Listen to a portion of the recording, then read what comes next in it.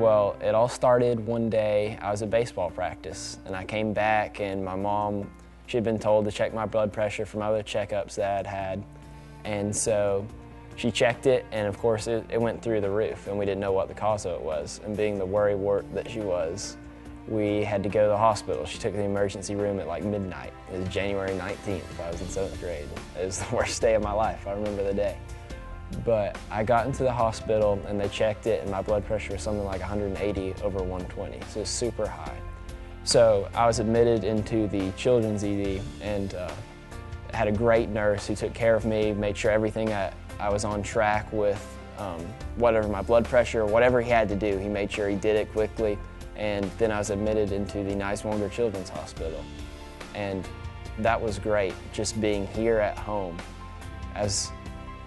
As much as it didn't have a physical effect on me, the emotional and just the mental stress that relieved me from of being here at home and knowing that I live 5 minutes down the road was something that really I can't even put into words, but it's something that you truly don't understand how important that is, or how much that really has an effect on you until you're in a situation like that.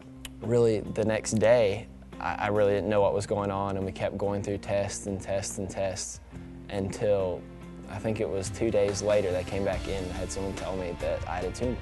It's called a pheochromocytoma, and of course I had no idea what that was.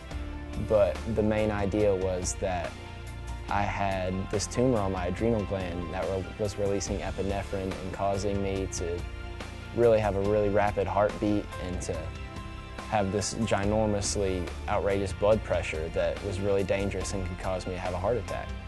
And I was told that I had to have surgery, which was a shocker to me. I mean, I never thought that somebody like me would have to go through something like that. But after being told that, we started going through more tests to make sure we were exactly sure what we were dealing with. I had a strict diet. I had all these medicines I was put on to keep it under control.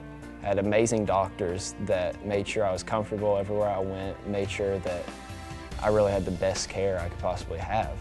And they really took care of me up to that point. Dr. Maida, he was my cardiologist, and I followed up with him afterwards. I actually just stopped seeing him now. He's a pediatric cardiologist, but he was great with me.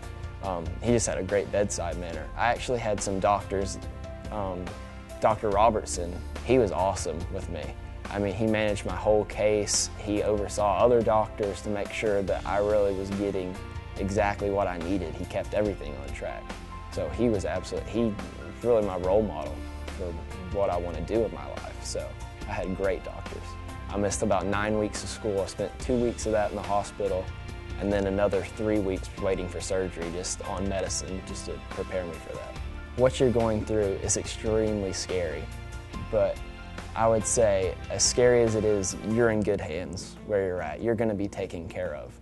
And I think it's amazing going through that and now being on the other side of that, the story that you have, not just to brag to your friends about, but to say, I went through this and it changed me. I mean, it really had an effect on my life. Personally, after going through this, my parents had joked about me being a doctor my entire life, just really for the paycheck. But after going through something like this, that's what I decided I wanted to do with my life. It was the effect that that had on me that really changed what I want to do in the future. So I would say, just enjoy the ride. As crazy as that sounds, it's going to take you places.